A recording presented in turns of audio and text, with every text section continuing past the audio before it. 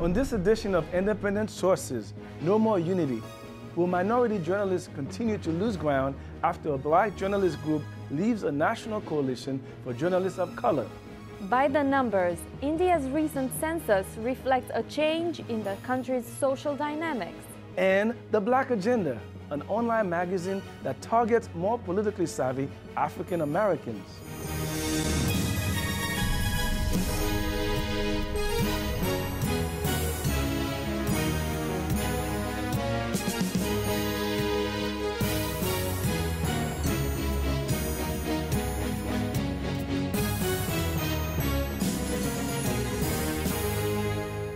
Welcome to Independent Sources. I'm Vianora Vinca. And I'm Garry Pierre-Pierre.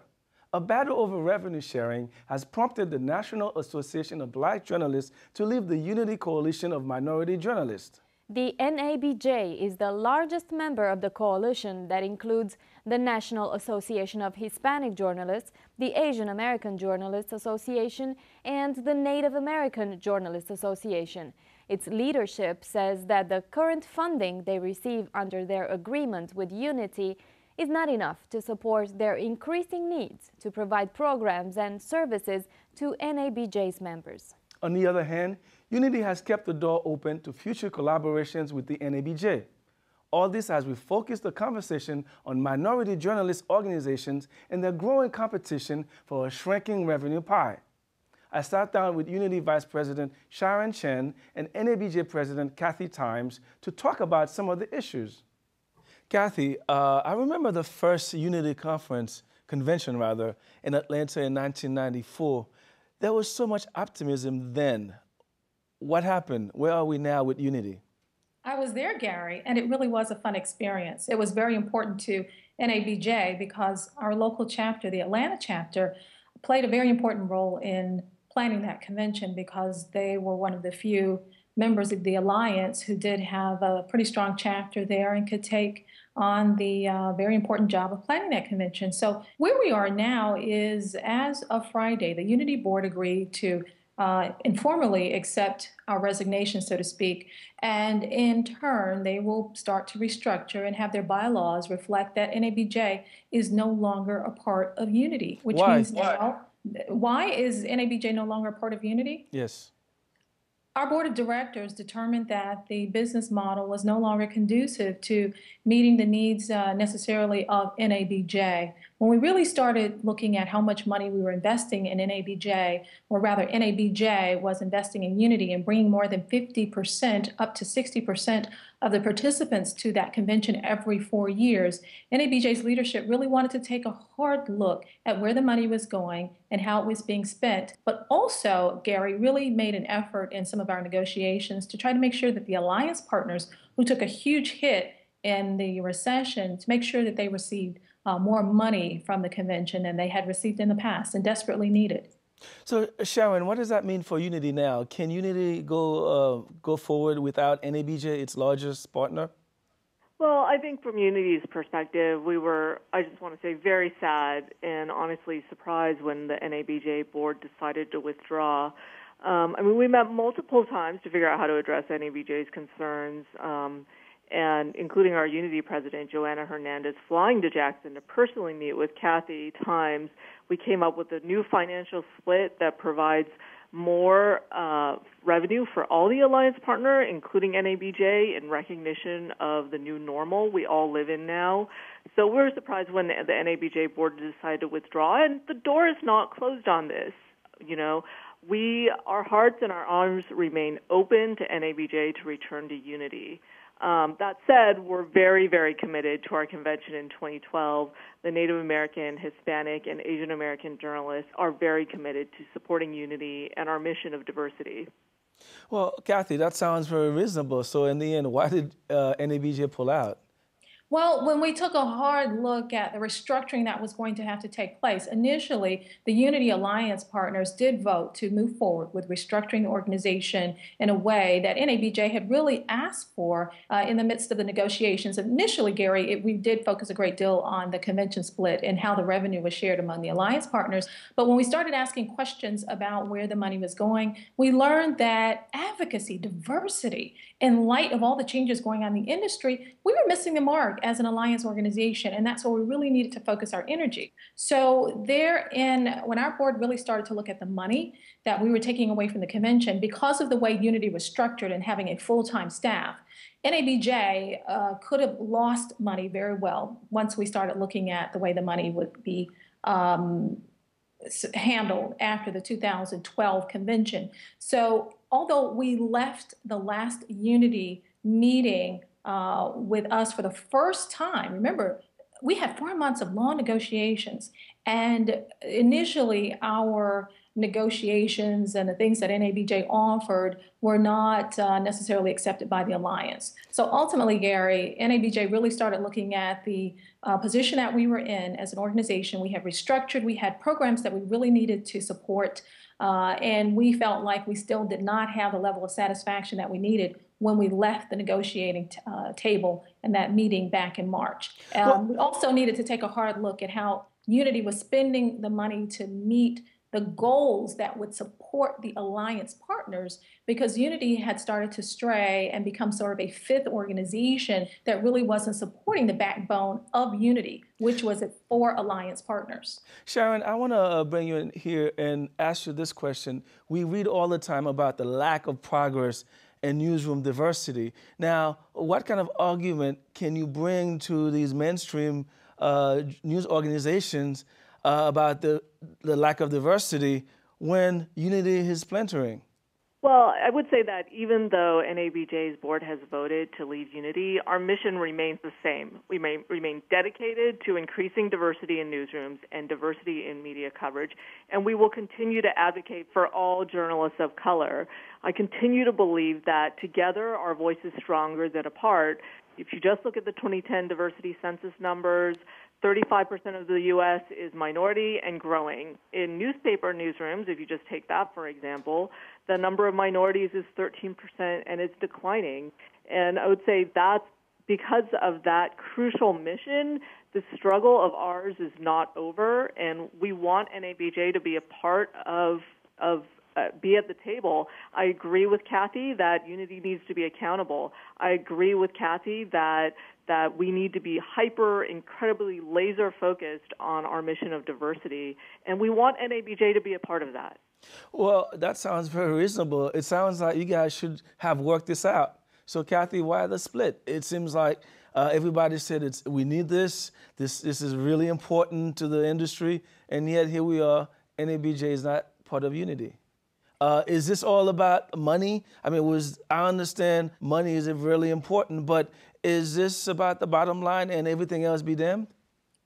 I wouldn't say that. I think that people really do have to respect the business decision that the board of directors made. It isn't just about money, but as Sharon said, certainly advocacy and diversity at the end of the day. When you invest $1 million in an organization such as Unity, and you really do have to look at the return on the investment. And what kind of meetings were we having with newspaper publishers, Garry? What kind of meetings were we having with the New York Times, the Houston Chronicle? When I visited there, I didn't see one African-American editor in a news meeting making decisions about what was going to be in the paper that day. Houston is a majority minority community. I saw one Hispanic editor at the table among 16, Garry.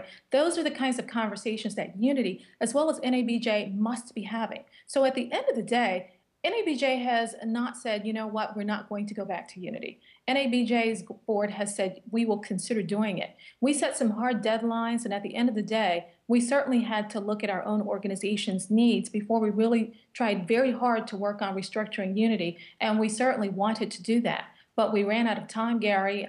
We all are engaged in our own conventions at this time and planning them, which is a very important part of our organization. I look at it this way, Garry. My sister is an elementary education teacher. She's very good at what she does, very proud of her work. She told me that her school wanted her to stay and tutor children. She had done it in the past, but she really wasn't seeing the results that she would have liked to. So she made a decision not to do the tutoring. A very dedicated, outstanding teacher. She felt like her son would be neglected. And at the end of the day, that's how NABJ's leadership looked upon this. We weren't sure of what we would get in return for our investment going to the 2012 convention. So there was unfinished business.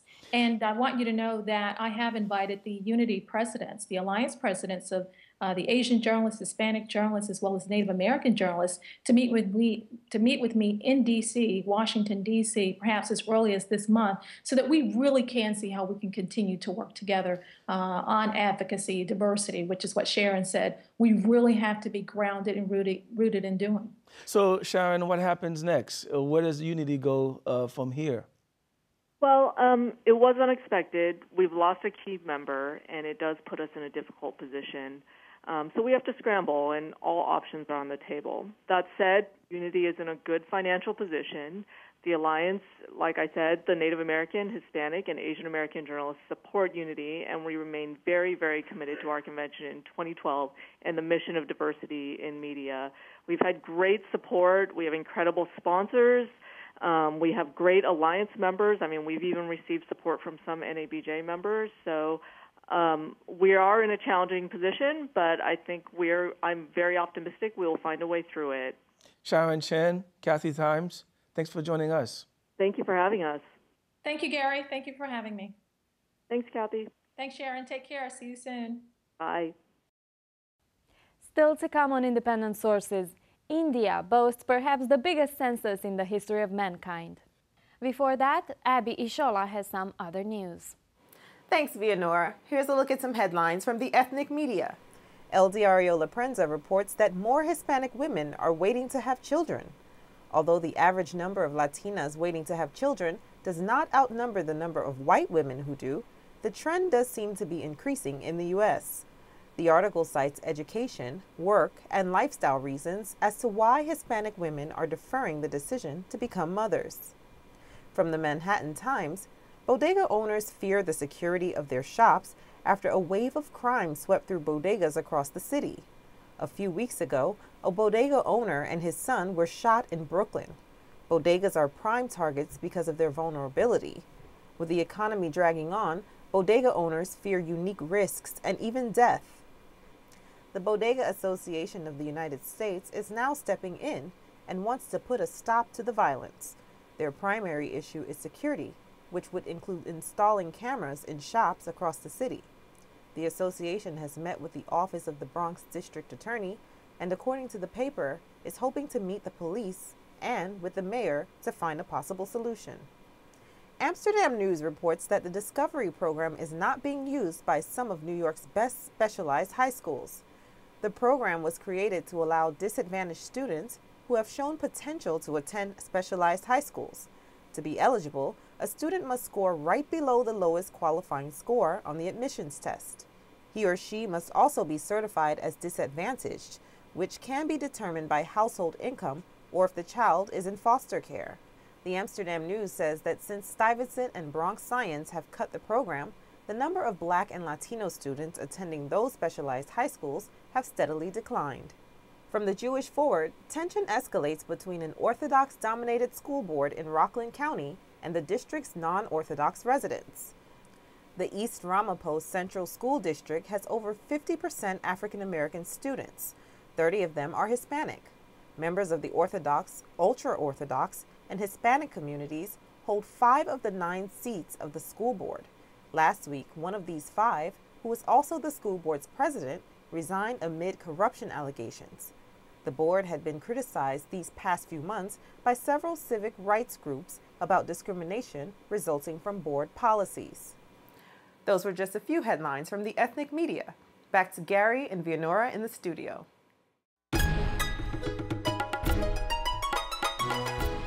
India's latest census has put the population of that country at over 1.2 billion people. That means that India has more people than the US, Indonesia, Brazil, Pakistan, Bangladesh, and Japan combined. More significant than just a population estimate is the new categories included in the 29-question document. There are now new categories including boxes for the transgender community. Proponents of the new census said it's the best way to access resources for the country's changing population, while others said it's sure to stir controversy. I sat down with Dr. Nila Chatterjee, who has done research on India's changing population. We talked about the census and how it reflects changing ideals in Indian society. Thank you for being in studio with us today. It's a pleasure. India has long been criticized by human rights activists for violations against sexual minorities. How significant is this latest effort by the country's census to give people the opportunity to identify themselves as transgender? It's been hailed as a real breakthrough, but I would argue that the Indian government has had a very long history of census operations, and their argument is that they're trying to get more and more better comprehensive data on the demographics, essentially. But the other part of this is that they are also responding to to activists from minority organizations which are seeking to have redress, exactly the point that you were raising, against sort of discriminatory practices. And they also feel that particularly this transgender issue, trying to enumerate people who are transgender, gives them a better handle on people who are vulnerable to HIV/AIDS, because this is a big public health issue they're very concerned with. And so the inclusion of a question in the census which tries to get at third gender is something that's what they are responding to, essentially. What is it like being a transgender in India?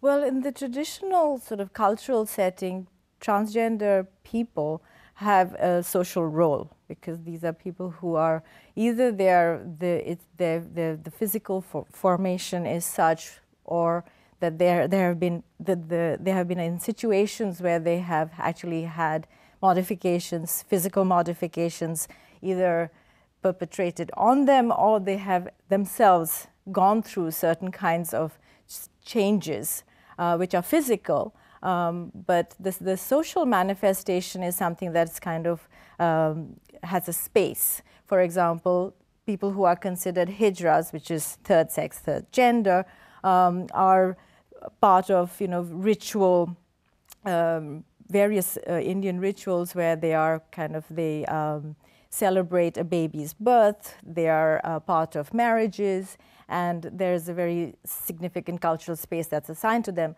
That doesn't mean that they're not discriminated against or marginalized, because they have both a space, but it's also marginal.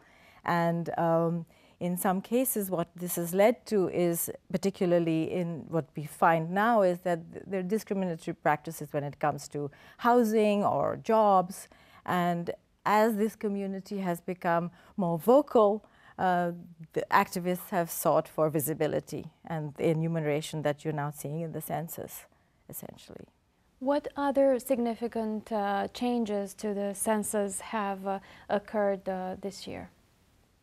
Some of the changes have to do with marital status. So in the past you'd have, whether you were single, married, widowed, divorced. Now you have a category for separated, people who are separated. They're trying to monitor people who are migrants in the country, not just citizens. They're trying not to ask if you are, what kind of national you might be, but they're trying to figure out if you're an immigrant. People who are homeless, sex workers, that category used to be lumped together under, of all things, beggars, but they're trying to tease that out and separate it. Photographic information, iris printing, fingerprinting, in order to come up with a kind of national population database, which is a biometric database, and economic indicators. For example, in the past, you would have a very sort of broad definition of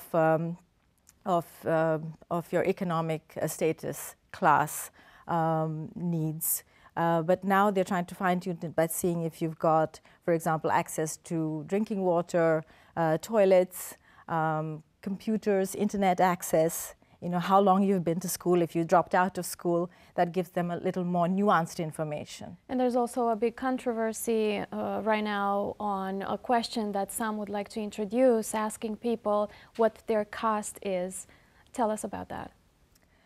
Well, caste is a very touchy issue because the last it was used was in 1931 when India was still colonized by the British, and it's often been seen to be very divisive because, number one, caste categories are often imposed on people, and those who are considered to be backward caste or depressed castes or quote-unquote untouchable groups have been stigmatized. So there's obviously a problem with self-identifying as a particular caste group. On the other hand, because certain groups have sought redress for past discrimination, they want to be counted, and these are the groups that have actually been pushing for an inclusion of caste now, in a way also to assess where India is as far as various marginalized groups and whether we've made much progress, you know, in the 60, 70 years since development processes have been put in place. So eventually they do want to get an overview of what the caste situation is like. But those arguing against it do so because they say it reinforces the way the society was going in the past, right? Absolutely. And also it's imprecise. I mean, the question is, being of a certain caste group doesn't necessarily mean that you're economically disadvantaged at this point. Mm-hmm. And overall, how would you say that what does this census mean overall for the country with the changes that we're seeing this time around? I would say that it shows that it's a huge undertaking, and India's I think that they call it the largest census in history, essentially. And what it does is it gives the government a tool. It's the kind of a cornerstone of India's developmental policies. And as I was saying a little earlier, activists really considered the census an important accounting of how the government is responding to the needs of the people. And so they push for certain inclusions which will give people, disadvantaged groups, access to resources. And as such, even though it's imprecise and it's a work in process, it seemed to be a really valuable resource for people. Dr. Nila Chatterjee, thank you for being with us today. Thank you for having me. When we come back, we profile the online magazine with political analysis from an African-American perspective. How you doing? My name's Steve. My family's lived in this neighborhood for years. Recently, things got so tight, we had to go to our local food bank for help. I lost a lot of sleep worrying about what the neighbors might think. That is until I saw them there, too. How'd I do, Steve? A little stiff. You could have done a little better. What? Come on. You know, I have an Academy Award. Yeah, but not for playing me. Play a role in ending hunger. Visit feedingamerica.org/hunger and find your local food bank. And finally from us tonight, we profile Black Agenda Report, an online magazine that calls itself Face the Nation for African Americans. Producer Judith Escalona filed this report. Black Agenda Report is an online political forum offering news analysis and commentary from a Black left perspective.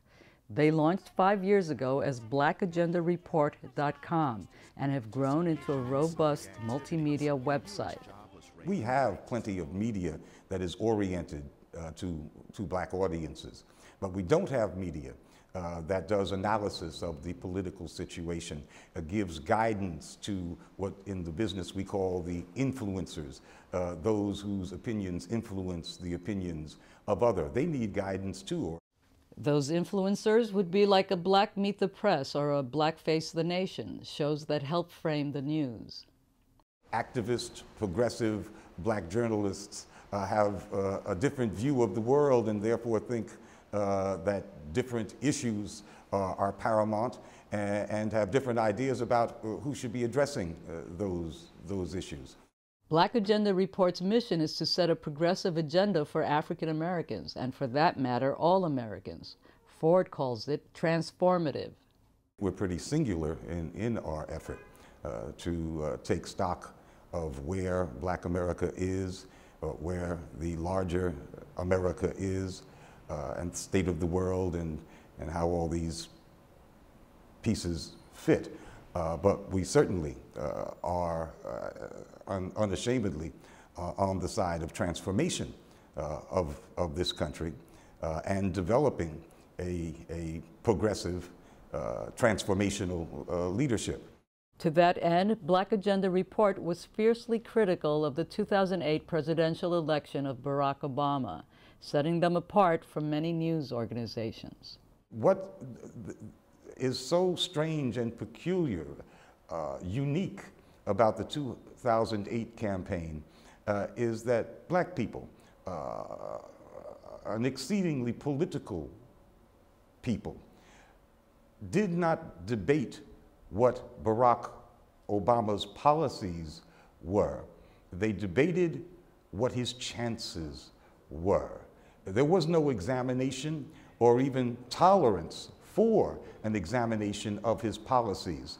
The only question was, can he make it? So black politics shut down. And when black politics shut down, progressive politics in America shut down. Now, Black Agenda Report tries to cut through the political noise to explain why President Obama seems to be veering to the right. We don't see his weakness as being a psychological one in which he caves into Republicans too readily. He is going in the direction of that one would expect from a center-right Democrat. We give him credit for having his own center-right corporate vision. Black Agenda Report's subscriber base is 70% African American and 30% other. It skews older, probably around 40 and above, because of the nature of the publication. It's a very serious publication that would be of interest to folks who had been grappling with political issues for some time. Black Agenda Report relies on donations, and their writers contribute their efforts. They don't even have a central office. You don't need an office or a central location on the internet.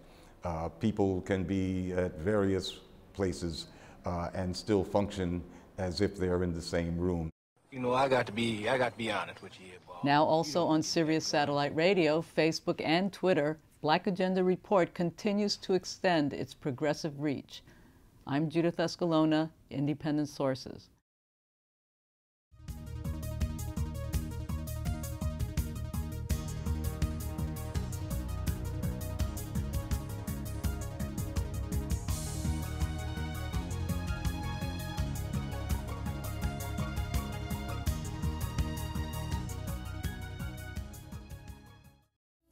That's our show this week. Thanks for staying tuned. Till next time, be independent-minded.